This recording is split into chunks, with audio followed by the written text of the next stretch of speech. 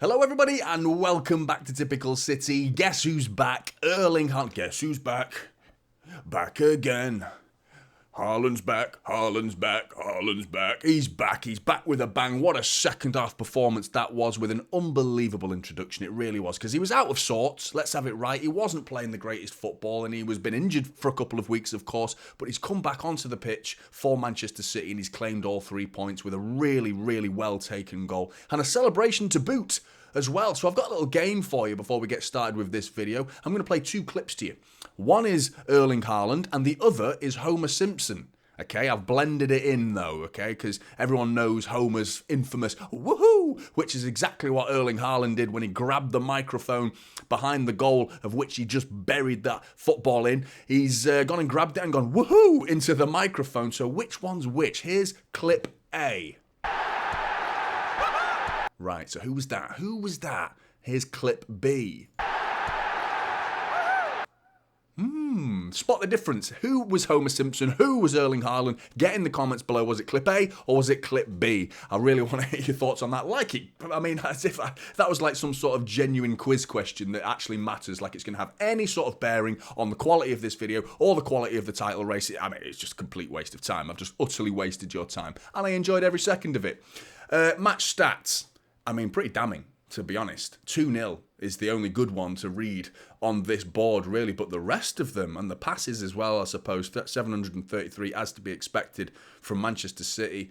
We dominated the ball as well. But, I mean, it's the chances, you know. It's the chance creation from Forest compared to Manchester City. 14 shots compared to our 11. They were wasteful, very wasteful. Pep was blaming it on the pitch, you know, sort of having a little dig at the City ground groundsman, blaming them for their own inefficiencies and missing chances like Chris Wood. He was gifted on a plate, the chances he had available. And we got away with it. I felt like we really got away with one yesterday. We were not at our best, nowhere near our best. And Forest let us off the hook with numerous gilt-edged chances going begging. And as you can see with the XG, they nearly got a 2 XG, 1.93 XG for Nottingham Forest, and we didn't even break the 1. 0.87, yet we come away with a 2-0 lead, which is why these stats don't always tell the full story, really, do they? There's a narrative that you can pan out there. But 3 big chances for Forest compared to our 1. We did dominate the football. I think we dominated the game in the second half. We turned it around. Kovacic and Haaland coming onto the pitch. They were huge players. You know, really quality substitutions from Pep Guardiola. So that was impressive. But, I mean, I did say in my preview as well, I said that there's not that much tactical or preemptive or presumptuous tactics to analyse or pre-analyse before the game. Like, what could Forest do and what would City do as a counter-attacking option for Forest potentially, and that's what they did do. But their wing-backs, they were really well used. 5 at the back, it really worked with Murillo, Niakate and Willy Bolly. And Willy Bolly was given this licence to push in and out of that back 3. If a City player decided to drop deep like Alvarez did in the first half to come and collect the ball, Willy Bolly was given the licence to just ghost him, shadow him, follow him round that whole pitch. You know, similar to how Rudiger did to Haaland for Real Madrid in that regard. But on the outside of those back 3, you've got Aina coming down the left wing, who was a constant pest, constantly getting those balls in. He was beating Kyle Walker all too often for my liking. And then Nico Williams was a threat until he came off in the first half. And then Montiel came on and he was an equal threat. Their wing backs, at times they were crossing to each other. If you think about the Chris Wood opportunity that he missed, open goal, that was an Aina cross all the way over to Montiel, who cuts it back across, so wing back to wing back, you know, and then across the face of goal, and Chris Wood completely misses his kick. Open net, goes begging, chance gone for Forest, and we got away with it. We absolutely got away with it. But you could see the wing-back to wing-back approach was stretching our defence all over the place, and we could not cope in the first half. We were struggling. We were genuinely struggling. So, well played Nuno Espirito Santo for some really good use of his wing-backs there. But player ratings. Let's start with Ederson. Giving him a 5.5. I know he went off injured. It was a self-inflicted injury. And if his shoulder was that bad, then he should have come off when he first had the impact on that injury, which was about halfway into the first half. But he decided to see how it was and played the game. He came out flapping numerous times. You can see he's got 0 high claims. He should have had 2. Twice he came out for it, fumbled it, got away with it. And then there was one in the set just before half time as well, comes out flapping, and I think it was Murillo who just pokes it, just clips the top of the bar, and onto the roof of the net it goes. It was pretty shoddy goalkeeping from Ederson. In the first couple of minutes as well, there was an opportunity where he had to come out of his goal and either pass it simply down the line to Ake or get it upfield. He smashes it against the Forest player and deflected into a dangerous area. And that was in the first 5 minutes. So not his greatest performance, Ederson. And I think a lot of City fans would probably agree with me that I think we stick with Stefan Ortega now. I think he's proven, the well-rounded goalkeeper that Stefan Ortega is proven to be a really good use. A quality player that we need in this stage of the season. His shot-stopping ability's never really been in question. It's always been his distribution. And Ederson's been far and away the best. But Ortega's looking good. He is looking good. So 5.5 for Ederson now. Stefan Ortega, 6.5 for him. He didn't have that much to do. One big save in the second half. And there you can see his long ball distribution being 3 out of 8 completed. Needs to see a little bit better than that. But I mean, it's not a terrible distribution. His passing accuracy is at 80% compared to Ederson, who was in the 90s. Well, that's what you get. That's the difference in the two goalkeepers. But for me, as of right now, I would play Ortega ahead of Ederson. Just for now. Because, let's not forget, Ederson's an absolute quality world-class goalkeeper, distribution-wise in particular. But for me, Ortega is just ahead of Ederson. Get in the comments below and let me know who you'd prefer between the sticks for Manchester City. Now, Kyle Walker was okay. There's some good numbers there, but I just want to jump straight to that dribbled pass because that was happening all too often with Aina. And he was isolated, Kyle Walker. He really was isolated at times. He was pulled out of his position. And, I felt like he struggled against Aina. There was once where he got beaten quite easily in that second half where he needed to be a little bit stronger. And the cross comes in and we got away with it. Chris Wood again fluffed it and got away with that one. But dribbled past 3 times. That's normally Kyle Walker's bread and butter. And for him to have been beaten 3 times, a little bit concerning. But he did win 5 out of 8 ground duels, which isn't bad. He got 3 tackles as well. Distribution was decent, 92%. An interception and 1 successful dribble, 6.5 for Kyle Walker. And he kept a clean sheet as well, as did Ortega and Ederson between the two of them. Gvardiol, now I was nailing him. In the first half. And they're typical of every time I nail a player in one of my watch-alongs. And thanks to everyone who joined me in that watch-along, by the way. It was a good turnout. Every time I nail anybody, they score. So I'm going to keep doing it because I was nailing him. He was having a poor first half, Josko Gvardiol. He was struggling. His on-the-ball ability was what was really struggling for me. I felt like he was a bit all over the place. There was 3 or 4 passes that he gave away that were simple 5-yard passes. And he was caught offside about 5 minutes before he scored. And that's when I nailed him because it's inexcusable to be getting caught offside when you've got the whole line in front of you. This long ball coming over the top. There's no excuses to be getting caught offside in a position like that. That infuriated me, but then bang, what a header that was from Kevin De Bruyne's corner. A wonderful delivery. Was it a wonderful delivery from De Bruyne? Because arguably the near post player could have been Nico Williams, who was limping off the pitch at that time. He might have been at that near post to clear that ball. So again, got a little bit of luck went our way in that scenario. But take nothing away from Josko's header because he made that ball from De Bruyne look like a pinpoint precision corner. Arguably, he's got to get it a little bit more into a dangerous area there, De Bruyne. But Josko attacked it. Lovely little deft flick. Love that finish from Josko Gvardiol. And in the second half, I felt like he found his feet. He's solid in the second half. He looked composed, assured. Nothing wrong with his performance at all in the second half. And because of that goal, the importance of that goal as well, he gets an 8 out of 10 because it was an absolutely killer blow to Nottingham Forest, that goal was. And it was so important. But as you can see, his numbers aren't bad at all, really, if you look at them. 1 tackle, 4 aerial duels. He won 3 of them, 2 block shots and 2 out of 4 ground duels. Well done, Josko. Big goal that was. Akanji, just solid. Very little to actually do in terms of... Everything he just did well. Look at the numbers, they speak for itself. Other than the aerial duels, 97% passing accuracy. And I've popped possession lost on there because I don't normally do that for defenders. I do it for midfield and onwards. Twice. Do you know what I mean? In 90 minutes of football, he lost the ball twice. He gave it away twice and they were both passes. I think it was like 58 passes, of which 56 were completed. That's your 97% passing accuracy. Mr. Reliable, mate. Mr. Reliable. Love it. 2 tackles, 1 key pass, 2 ground duels. He won both. 7 out of 10 for Akanji. Ake. I mean, he was our last line of defence in this game. As you can see by the clearances, that's indicated quite clearly there. With 6 clearances to his name. Fantastic from Nathan Ake. Not quite as assured on the ball as Manuel Akanji was, but I felt like we needed someone to be solid at the back, and he dealt with a lot of crosses coming into the box pretty well. The ones that he didn't, thankfully, Chris Wood fluffed completely. So we've seen a lot better performances from Nathan Ake, but I thought he was solid as a rock more often than not. So 7.5 for me for Nathan Ake. Rodri, a mixed performance. I thought his first half was a bit shoddy. He was a bit loose with the ball, but once again, similar to Gvardiol. Second half, solid performance in the second half.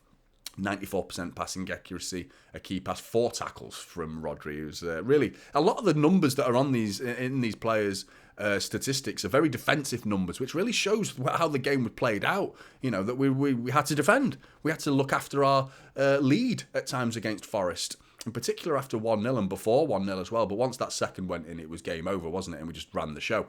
But yeah, 4 tackles for Rodri, an interception, 4 out of 6 ground duels were won, and he lost the ball 13 times, 7 out of 10 for Rodri. Kovacic, brilliant, absolutely brilliant. And I think he's the reason Rodri had a good half in the second half, because he came on and Rodri looked isolated in that first half. He was being pulled all over the place in his with Bernardo Silva, who didn't really know whether to stick or twist. He was really meant to play a lot deeper, Bernardo, I think, than he was actually played. And once Kovacic came on, gave Bernardo that freedom to push further forward, and Kovacic sat nicely alongside Rodri and really complemented one another and allowed the two to play off each other really well. There was a moment when I was crying out in the watch-along, we need to slow this game down. And within a minute of me saying that, Rodri and Kovacic just started passing it to each other. 10-yard passes, do you know what I mean? Just waiting for Forest to come out and try and break the lines and press us and tease them a little bit, dangle the carrot a little bit. And those two were brilliant at doing that. And they turned the game. They turned the game between the two of them in that midfield, and Pep highlighted it in his post-match interview as well. Kovacic was brilliant. I really was impressed. So 7.5 for him. 4 out of 4 ground duels as well. 1 successful dribble. 3 tackles. Again, defensive numbers, like I was saying. Good from Kovacic. De Bruyne, I've given him man of the match because he's the one who got involved in both goals. 2 assists with a lovely ball to Erling Haaland. Arguably, the corner was a little bit under hit, but Josko, I mean, if that was planned, I'm not sure it was. But either way, 2 assists, fantastic. And he tested Matt Sells as well in the Nottingham Forest goal. 1 in the first half, and then the first 5 minutes, if memory serves me, where he just tried to whip it and it took a little deflection, looked like it was going to creep into that bottom corner. Big save from Sells, and another big save in the second half when De Bruyne, typical De Bruyne-esque drive, and then just drills it into that bottom corner. Another big save from the goalkeeper. But 3 key passes, 1 big chance created, 5 shots, 2 on target. They're the 2 I've just mentioned. 1 out of 5 ground duels, 16 times he lost the ball. He's always doing that, De Bruyne, because he's a risk taker, isn't he? That's his game. But 2 assists gets him man of the match, 8 out of 10. Jack Grealish needs to do more. A little bit ineffectual in this game. A little bit disappointed in his performance, really, in truth, because I think the whole front line, really, in that first half were way off it. And we just couldn't get in the game. You know, in an attacking sense, we just struggled to have any impact in breaking the lines. I mean, 3 dribble attempts, none which were successful from Jack Grealish. A key pass, but no shots at all. 6 ground duels, of which he won 2. Just not much to talk about really from Jack Grealish. I'd like to see a little bit more from him.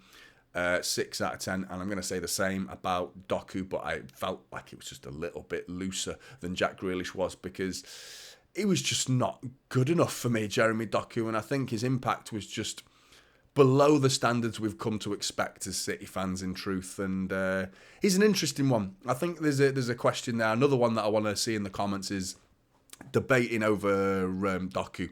Has he been a good signing? Has he not been a good signing? Will he become a good signing? Or is he I can't be a flop yet. You can't be calling the guy a flop. He's just signed. But there's times when I'm just looking at him like, the end product is not there yet. Do you know what I mean? He got off to a flyer. The start of the season for Doku, first 6 to 7 games or so, at the beginning of the season, he was unstoppable. Unstoppable. Incredible impact that he had at the beginning of the season. As the season went on, he's just drifted out, and he's not had any favours done to him by the in and out nature of his substitute appearances from Pep Guardiola. He's not really played in 4 or 5 games in a row, where he was doing that at the start of the season. And now it's sort of like he's in, he's out, he's in, he's out. And his substitute appearances seem to be really powerful. Like the second half against Real Madrid. Wow. That's the Jeremy Doku I want to see every game, though. Because the first half against Nottingham Forest yesterday was way off it. Way off his usual standards. And as you can see, no dribbles at all from Jeremy Doku. Not even one attempted. And 2 shots not on target, no key passes, 2 ground duels out of 7 were won. I've given him a 5.5. Bernardo Silva, 6.5. Second half again, upped his game. The defensive numbers, there you go. Again, from an attacking player, defensive numbers. 2 interceptions and 3 tackles. 17 times he gave the ball away, which is a little bit loose for Bernardo Silva. 7 ground duels, he won 4 of them, which is good.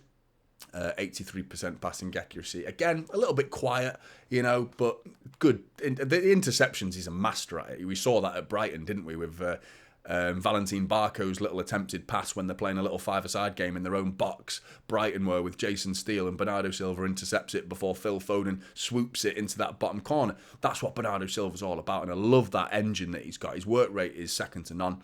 But still, need to see a little bit more in a creative sense, in an attacking sense from Bernardo Silva. But he kept things simple. Defensively, he was solid as well, so 6.5. Alvarez, 6 out of 10 for me. Yeah, I think he looked better when Haaland was on the pitch. A couple of runs down the left wing here and there from Alvarez, but when he was on the pitch, he was the centre forward. He don't want to be running down the left wing when he's the centre forward. There was a moment where he was going down the left wing and he crossed the ball to bloody Josko Gvardiol. So there's something gone wrong there in the setup. If you think about it, it should be Josko getting forward down the left wing and Alvarez getting into the middle. But the nature of the build-up play just seemed a little broken yesterday. It was a little bit off-key. We didn't seem quite right in our build-up play at all, and disjointed to the point where, like I said, Alvarez coming down the left and Gvardiol's got to sprint in to give Alvarez someone to cross to. But yeah, another quiet performance from Alvarez, but I did think he looked better when Haaland was on the pitch. They both looked a little bit more lively, and Alvarez just took in a little bit deeper. I think it caused a problem for Willy Bolly, because at that point it was like, well, do I go for Haaland or do I want to go for Alvarez? And I like the two playing together at that point. But 2 key passes, 1 shot from Alvarez, and it was a poor one. I remember it as well. A left foot just whiffed it over the bar. Other than that, very little to speak about for Alvarez really, but 6 out of 10. Haaland, 8 out of 10. And I very nearly gave him man of the match. I've given it Kevin De Bruyne because of the 2 assists, but the impact he had was really, really good. He was dragging them Forest players all over the place. I do think the credit needs to be given more towards Kovacic for how the game turned in the second half. I think Kovacic actually deserves more respect. But Haaland's going to get the headlines because Haaland's the one who did the woohoo, and he also put the ball in the back of the net. So, it was a big, powerful performance from Erling Haaland, and he took his goal really, really well. A great finish. He teased Murillo. We was waiting to see Murillo plant that right leg of his, because Murillo was assuming and falsely presuming wrong to assume anything with Erling Haaland, that he's going to try and cut back onto his left foot, and he was just waiting. He was waiting, and Haaland was like, fine mate, if you don't want me to go onto my right, I'm going to go onto my right. Onto the right he goes, and he finishes it really, really well. Good goal from Erling Haaland.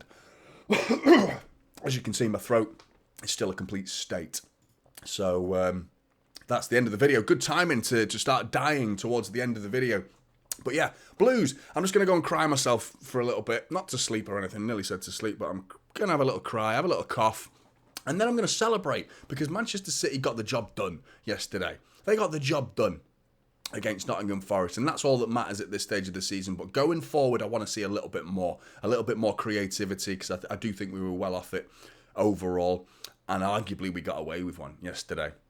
Against Spurs, I'm not sure we will be able to play like this and come away with all 3 points. But get in the comments below, let me know your thoughts, Blues. Like and subscribe to Typical City, and I'll see you in the next one. This is Typical City now, holding up Silva.